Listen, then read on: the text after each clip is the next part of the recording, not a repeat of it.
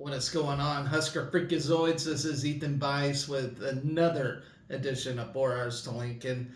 Likely my last show of the week, as tomorrow I am heading to Broken Bow, Nebraska for a high school graduation over the weekend. So I'm not really sure what I'm doing, so it's more than likely going to be my last show this week. So, try to cover everything there is to know for the weekend coming up. Got some recaps for you, and everything else that goes on this weekend, I will try to catch up on either Sunday night or at some point on Monday. So, stay tuned for that. Anyways, let's get started with this thing. Starting with the recaps first. Starting with Wednesday, women's golf. Kellyanne Strand finished regionals. Got a top 25 finish. Doesn't look like she's moving to the NCAAs, so that really stinks, but she did get a top 25 finish in a 66 player field. Strand ended with the 54 hole tournament with a 225, which was 9 over to match fellow individual competitors Emma Bunch from New Mexico State, Rihanna Mission from San Francisco, and Sabrina Iqbal from Colorado, along with two other golfers in a six-way tie for 24th. Strand capped her second season at Nebraska with a school record of 71.53 stroke average over 32 rounds, breaking the record she set a year ago. Strand's tied for 24th, was the best individual finish by a Husker women's golfer at an NCAA regional since J.C. Stevenson, who tied for 14th, and Ellie Brown, who tied for 22nd, notched top 25 finishes for the Huskers at the 2008 NCAA Central Regional in Austin, Texas. Last season, Strand tied for 30th individually at the NCAA Raleigh Regional. Strand became just the third golfer in Husker history to own a pair of top 30 finishes in NCAA regional play, joining first team All-American Sarah Sassy, who tied for 13th in 2000, tied 8th in 2001, tied 5th in 2003, and Amy Rue, who tied 27th in 2000 and tied for 29th in 2001. Stanford ran away with this specific regional, which was in Cle Elum, with a 3-round total of 847, which was 18 strokes better than runner-up Duke. Virginia finished 29 strokes behind the Cardinal in third at 876, while Arizona State and San Jose State rounded out the top 5 teams. Those 5 schools advancing to the upcoming 30-team NCAA championship at the Omni La Costa Resort and Spa in Carlsbad, California.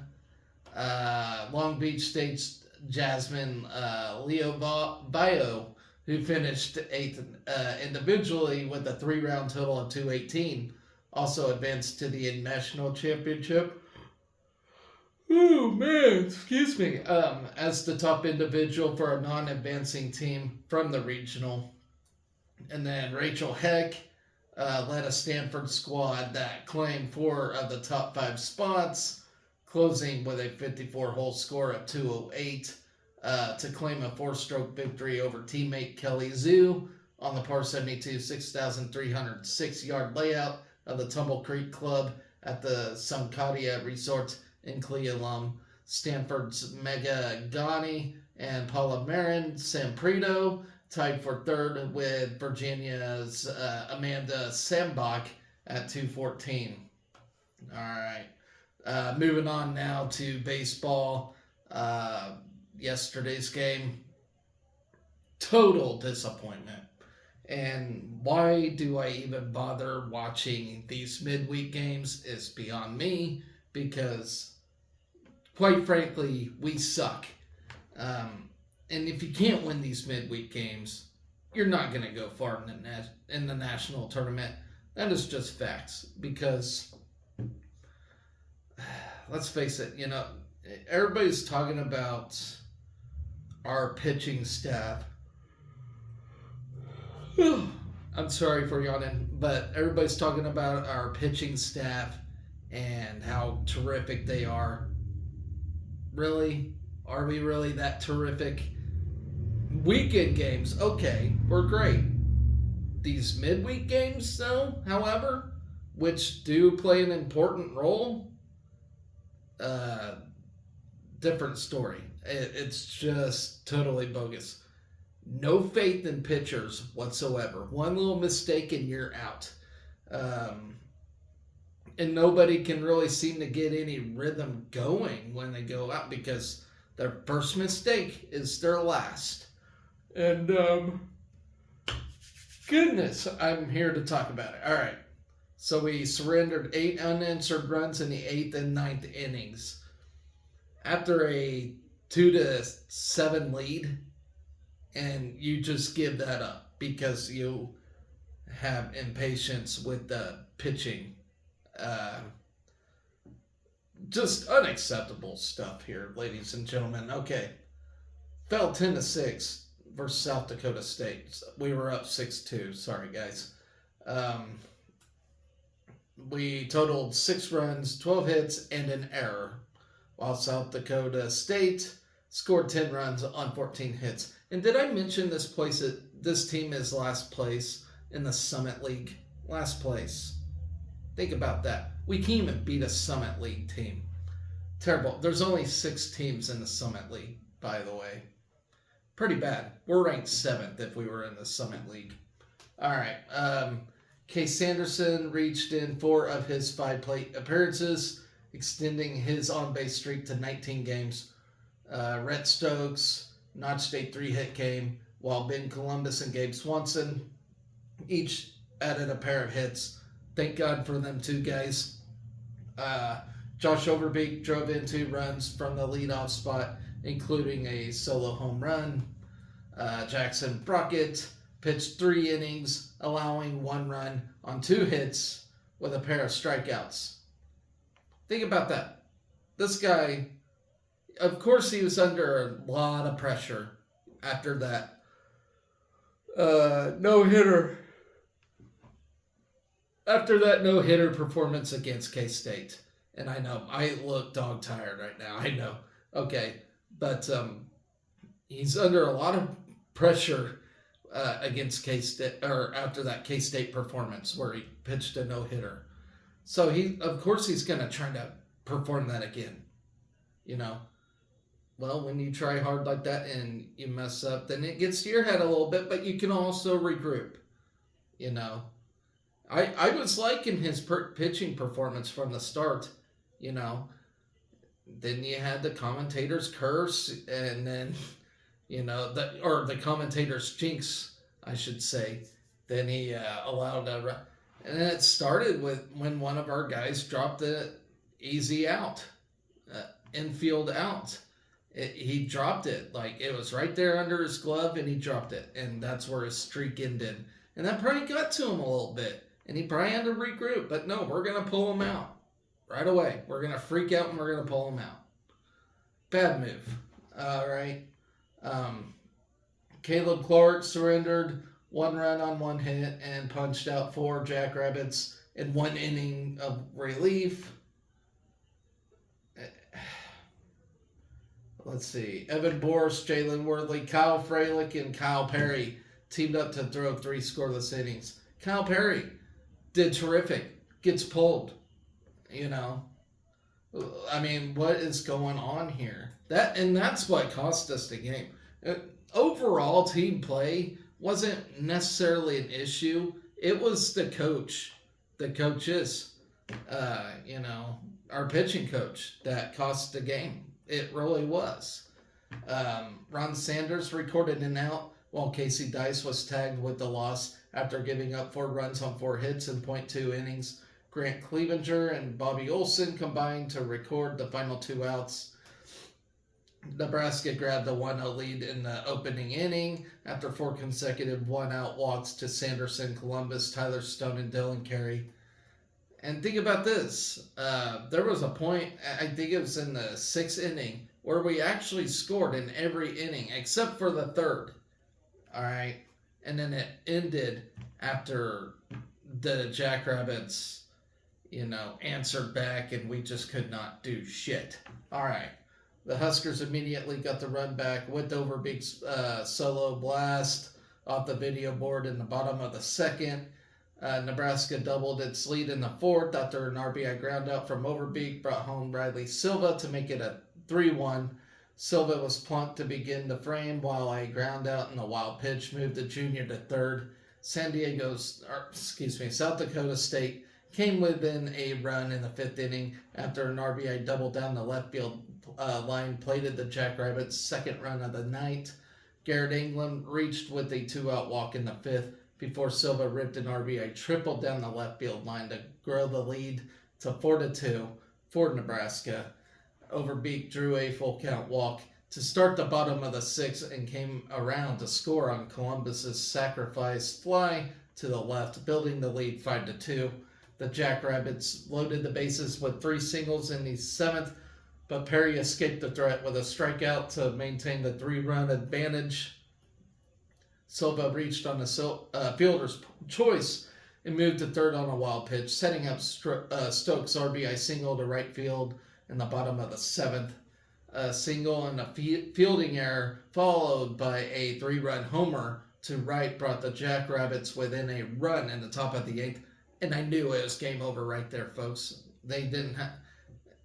It was game over right there. We lost hope. We done messed up. All right. San Diego State then grabbed a 10-6 lead with 5 runs on 5 hits in the top of the 9th. Pathetic, right? I mean, you can't close this out against a last-place Summit League team. Terrible. How embarrassing with the fans leaving. That was embarrassing. I was embarrassed. I mean, as a coach, you should not want to see that. You should not want to see that. That is terrible. All right. Followed by a 3-run homer, gave the Jackrabbits their first lead of the night. First lead of the night in the 9th inning. You could not close this thing out. The Huskers loaded the bases in the bottom of the 9th inning on a pair of singles and hit by a pitch, but were unable to capitalize in the game. To be honest, I turned the game off after they scored that 5 runs. I knew we weren't going to get that back. I just knew. The coach, our pitching coach, screwed this game. Sorry, Childress, but you screwed this game up. You messed up big. All right. You do fine for most season, but you really did screw this game up. All right. As most of the midweek games, you screwed up. I don't know if I can give you credit for that K-State game. I mean, that was all Brockett there. All right. Nebraska welcomes Indiana Lincoln this weekend for the final home game series of the season at Hawks Field at Haymarket Park. First pitch of Friday's series opener between the Huskers and Hoosiers is scheduled for 6:02. And let's talk about that real quick. Through 31 all-time meetings, Nebraska holds a 16-14-1 advantage over Indiana in the all-time series. And Indiana's one of the big darlings of Big Ten baseball.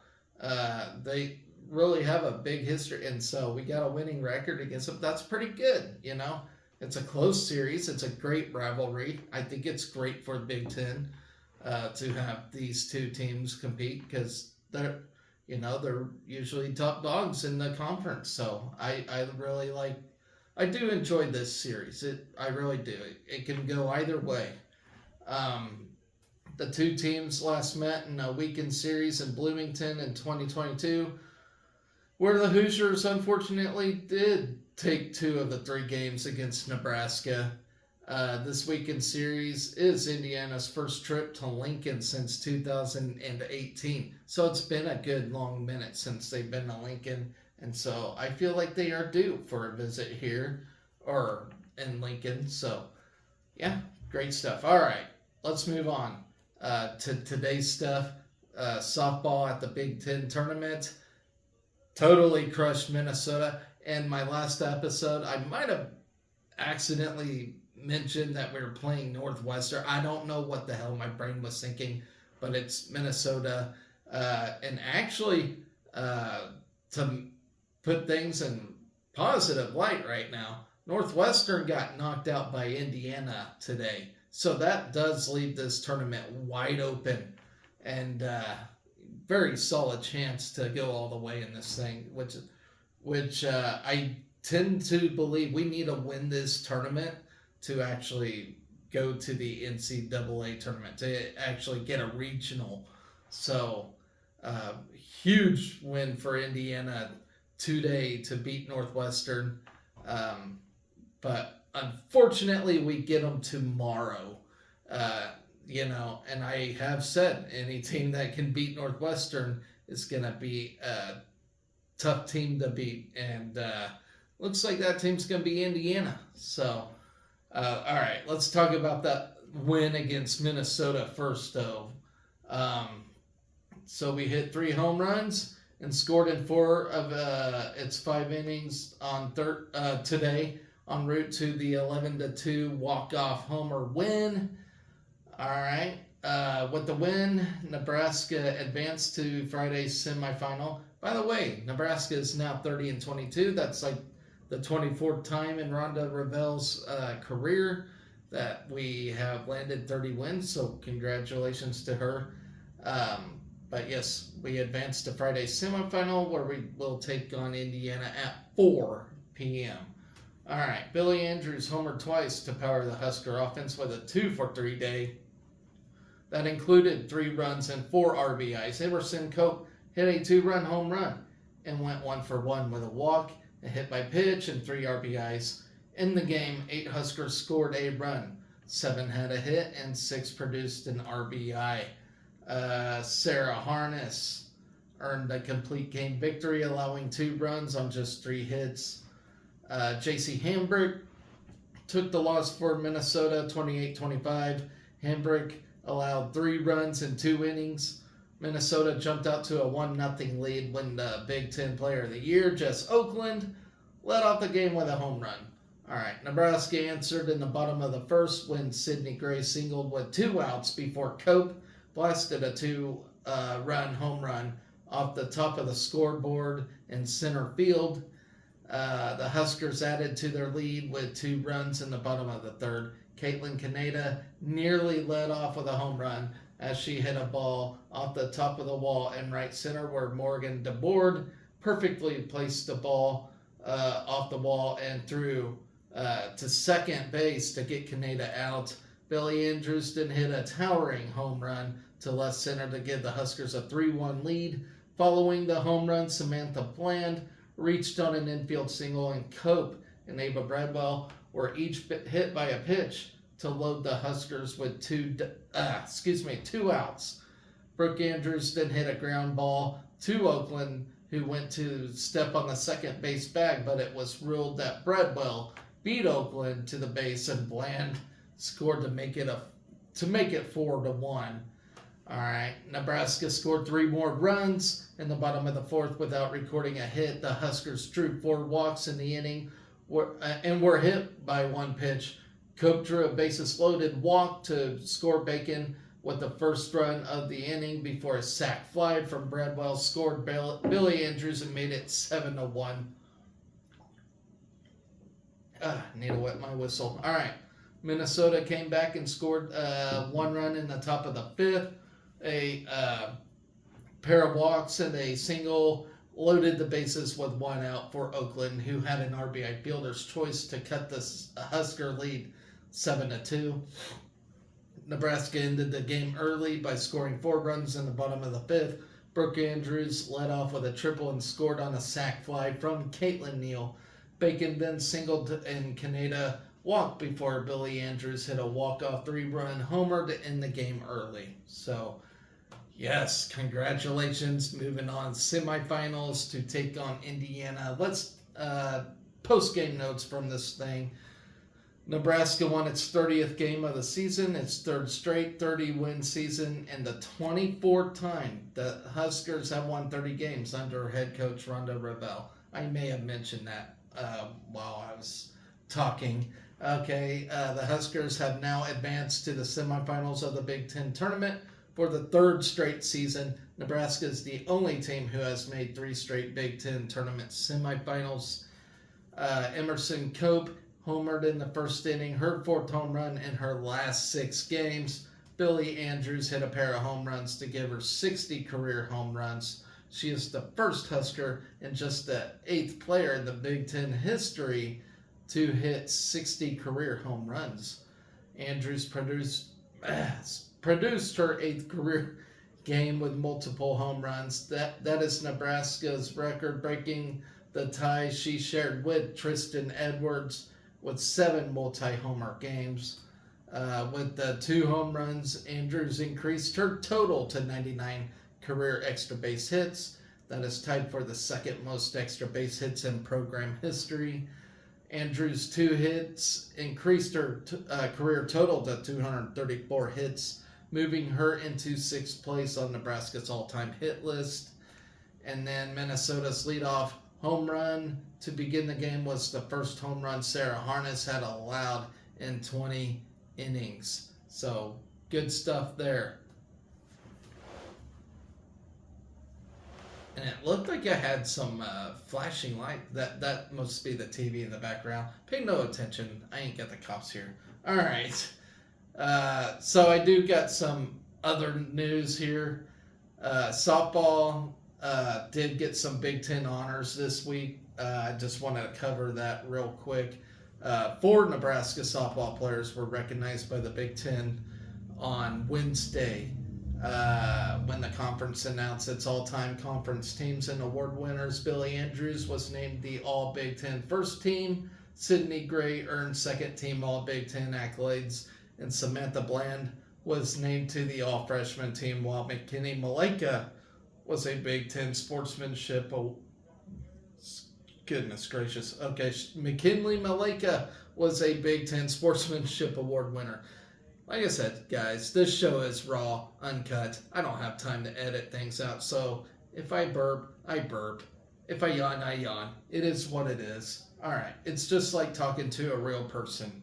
All right, Andrews was selected as an All-Big Ten performer for the 4th straight season. She is just the 8th Husker to be a 4-time All-Conference selection and joins MJ Knighton as the only players in program history to be a 4-time All-Big Ten honoree. Andrews was named to the All-Big Ten first team for the 2nd straight season and for the 3rd time in her career. Andrews joins Tristan Edwards as the only Huskers to earn 3 first-team All-Big Ten awards, with Andrews is the 10th player overall in program history to be a 3-time first-team All-Conference selection. So that's really awesome. Andrews was recognized after batting .363 during the regular season with 61 hits, 10 doubles, 15 home runs, 51 runs, 39 RBIs, and 15 stolen bases in 47 games. She led Nebraska in 8 offensive categories and ranked 3rd in the Big Ten in runs and home runs, 5th in slugging and OPS, 6th in stolen bases, and 7th in hits. All right, Gray was selected to the All-Big Ten team for the first time in her career. She hit .288 during the regular season with 11 doubles, 12 home runs, and a team high of 40 RBIs during the conference season. Gray batted .351 with 6 doubles, 5 home runs, and 21 RBIs in 21 games. She led the Huskers in hits, extra base hits, doubles, home runs, and RBIs in Big Ten play. Gray was also chosen as a 3-time Big Ten Player of the Week in 2024, tying the conference record for most Player of the Week awards in a single season. which is totally crazy to me that it's only 3. Okay. Bland was recognized as one of the top freshmen in the conference with her appointment to the Big Ten All Freshman team. Bland hit .290 in the regular season with 47 hits, 14 doubles, 6 homers, and 36 RBIs in 50 games. She is tied for the team lead in doubles and ranks second in RBIs. Bland not only produced at the plate, but she was a versatile player for the Big Red, starting games in left field, center field, second base, and shortstop. Rounding out the Husker honorees was Malika, a team captain who was Nebraska's recipient of a Big Ten Sportsmanship Award. Malika has played in 28 games this season with her 4 starts and has scored a career high of 12 runs while producing 4 RBIs and only 12 at-bats off the field. Malika was named to the 2024 Tom Osborne Citizenship Team for her community outreach. And just a side note, guys, if we didn't have all these injuries, where do you think we would be at? I think we would seriously consider a women's college World Series berth. I really do believe that in my heart. It's just a shame it all started when Jordy Ball went down. How crappy is that? We were waiting since last softball season for her to go out there and pitch, and she tears an ACL. It was just insane to see, we had all this hype and hope for her, and then bam, gets hurt right in the first game of the season. It just, I don't know. All right, guys, my last subject today, track and field starts Big Ten Outdoor Championships tomorrow. Already, guys, we're in postseason of spring sports. It's just maddening. We only got about 3 official weeks till we're done. I don't know. I can't fathom it. I can't really wrap it around my head how fast this thing went this year.